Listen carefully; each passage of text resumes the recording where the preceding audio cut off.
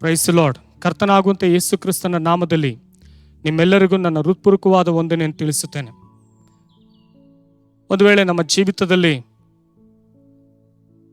ಏನು ಮಾಡಿದ್ರೂ ಕೂಡ ನಷ್ಟ ಆಗ್ತಾ ಇದೆ, ಎಲ್ಲಿ ಹೋದ್ರೂ ಕೂಡ ನನಗೆ ಅವಮಾನನೇ ಆಗ್ತಾ ಇದೆ, ಏನು ಮಾಡೋದು ಎಂಬುದಾಗಿ ಹೇಳಿ ಕಣ್ಣೀರು ಸುರಿಸುತ್ತಾ ಇರ್ಬೋದು, ವೇದನೆ ಪಡ್ತಾ ಇರ್ಬೋದು, ನೀವು ಅನೇಕ ದುಃಖಕ್ಕೆ ಒಳಗಾಗಿರ್ಬೋದು, ನೀನು ಅನೇಕ ಸಂಕಟವನ್ನು ಅನುಭವಿಸುತ್ತಾ ಇರ್ಬೋದು. ಒಂದು ಸಹೋದರಿಯ ಜೀವಿತದಲ್ಲಿ ಆಕೆಯು ಜೀವಿತದಲ್ಲಿ ತಾನು ಏನು ಮಾಡಿದ್ರೂ ಕೂಡ ಅವ್ರಿಗೆ ನಷ್ಟ, ಏನು ಯಾರ ಹತ್ರ ಹೋಗಿ ಮಾತನಾಡಿದ್ರು ಕೂಡ ಮುಖ ಕೊಟ್ಟು ಮಾತನಾಡದಾಗೆ ಇದ್ದರು. ಯಾರನ್ನು ಏನು ಹೋಗಿ ಕೇಳಿದ್ರು ಕೂಡ ಮುಖ ತಿರುಗಿಸಿಕೊಳ್ಳುತ್ತಾ ಇದ್ದರು. ಹಾಗಾದರೆ ಯೋಚನೆ ಮಾಡಿ ನೋಡಿ, ಆಕೆಯ ಜೀವಿತದಲ್ಲಿ ಎಷ್ಟು ನೊಂದೋಗಿರುತ್ತಾರೆ. ತನ್ನ ಸ್ವಂತ ಮನೆಯಲ್ಲಿ ಕೂಡ ಆಕೆಯನ್ನು ಕಂಡ್ರೆ ಆಗ್ತಾನೆ ಇರಲಿಲ್ಲ, ಅಷ್ಟೊಂದು ತಿರಸ್ಕಾರಕ್ಕೆ ಒಳಗಾಗಿದ್ದಳು. ಆ ರೀತಿಯಾಗಿ ತಿರಸ್ಕಾರಕ್ಕೆ ಒಳಗಾಗಿದ್ದಂಥ ಆಕೆಯ ಜೀವಿತದಲ್ಲಿ ಆಕೆಯ ಸ್ನೇಹಿತೆ, ಯಾಕೆ ನಿನ್ನ ಮುಖ ಬಾಡಿ ಹೋಗಿದೆ, ಯಾಕೆ ದುಃಖದಿಂದ ಇದೆಯಾ, ಏನು ಸಮಸ್ಯೆ ಎಂಬುದಾಗಿ ಹೇಳಿ ವಿವರವಾಗಿ ಕೇಳೋದಕ್ಕೆ ಪ್ರಾರಂಭಿಸಿದರು.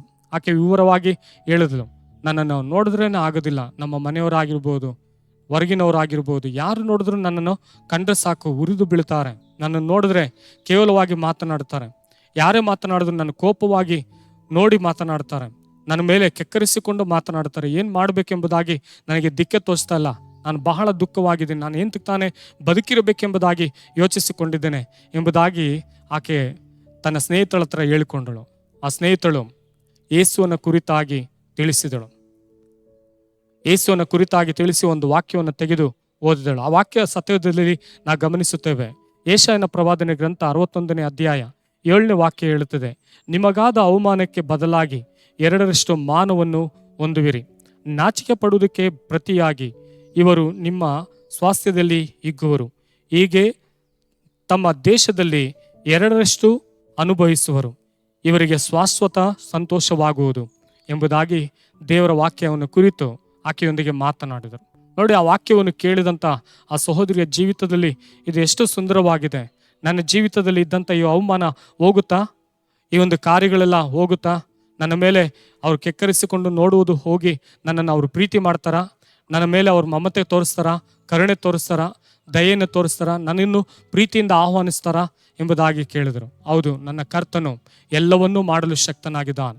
ಹಾಗಾದರೆ ಈ ಬೆಳಗಿನ ಜಾವದಲ್ಲಿ ನೀನು ನಂಬುವಾಗ ಕರ್ತನು ನಿನ್ನ ಜೀವಿತದಲ್ಲೂ ಕರ್ತನು ಮಾಡಲು ಶಕ್ತನಾಗಿದ್ದಾನೆ. ಒಂದು ವೇಳೆ ನೀವು ಕೆಲಸ ಮಾಡುವಂಥ ಕಚೇರಿಯಲ್ಲಿ ಇರ್ಬೋದು, ಒಂದು ವೇಳೆ ನೀವು ಅನೇಕ ಸ್ಥಳದಲ್ಲಿ ವ್ಯಾಪಾರ ಮಾಡುವಂಥ ಸ್ಥಳ ಇರ್ಬೋದು, ಓದುವಂಥ ಸ್ಥಳ ಇರ್ಬೋದು, ಯಾವುದೋ ಒಂದು ಸ್ಥಳದಲ್ಲಿ ನಿಮ್ಮ ಜೀವಿತದಲ್ಲಿ ಅನೇಕರು ನೋಡುವಾಗ ನಿನ್ನನ್ನು ಕೀಳಾಗಿ ನೋಡ್ತಾ ಇರ್ಬೋದು, ಅವಮಾನ ಪಡಿಸುವ ರೀತಿಯಲ್ಲಿ ನೋಡ್ತಾ ಇರ್ಬೋದು. ಆದರೆ ಅವರ ಮುಂದೆ ಕರ್ತನು ನಿನ್ನ ತಲೆಯನ್ನು ಎತ್ತುವಂತೆ ಮಾರ್ಪಡಿಸಲು ಶಕ್ತನಾಗಿದ್ದಾನೆ. ಹಲ್ಲೆಲೂಯಾ.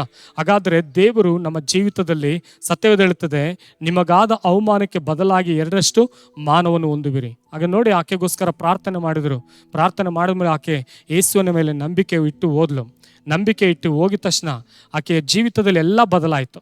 ಎಲ್ಲ ಬದಲಾದ ಮೇಲೆ ಆ ಒಂದು ವಾಕ್ಯ ಹೇಳ್ತದೆ, ನಿನಗಾದ ಅವಮಾನಕ್ಕೆ ಬದಲಾಗಿ 2ರಷ್ಟು ಮಾನವನ್ನು ದೇವರು ಅನುಗ್ರಹಿಸಿದರು. ನೋಡಿ, ಅವರ ಕುಟುಂಬದಲ್ಲಿ ಅವರು ವಾಸ ಮಾಡುತ್ತಿದ್ದ ಸ್ಥಳದಲ್ಲಿ ಎಲ್ಲ ಸ್ಥಳದಲ್ಲೂ ಕೂಡ ದೇವರು 2ರಷ್ಟು ಮಾನವನ್ನು ಅನುಗ್ರಹಿಸಿದರು. ಅದೇ ದೇವರು ಈ ಬೆಳಗಿನ ಜಾವದಲ್ಲೂ ನಿಮಗೂ ಅನುಗ್ರಹಿಸುವನಾಗಿದ್ದಾನೆ. ನಮ್ಮೊಂದಿಗೆ ಸೇರಿ ಕಣ್ಣುಗಳ ಮುಚ್ಚಿ ನೀವು ಪ್ರಾರ್ಥನೆ ಮಾಡಿ. ಪರಿಶುದ್ಧವಾದ ದೇವನೇ, ಯಾರು ಕರ್ತನ ದುಃಖಕ್ಕೆ ಒಳಗಾಗಿದ್ದರೋ, ಅವಮಾನಕ್ಕೆ ಒಳಗಾಗಿದ್ದರೋ, 2ರಷ್ಟು ಕರ್ತನೆ ಆಶೀರ್ವಾದವನ್ನು ಹೊಂದಬೇಕೆಂಬುದಾಗಿ ಬಯಸುತ್ತಾ ಇದ್ದಾರೋ ಅವರ ಮೇಲೆ ನಿಮ್ಮ ಪರಿಶುದ್ಧಾತ್ಮವನ್ನು ಸುರಿಸು ಸ್ವಾಮಿ.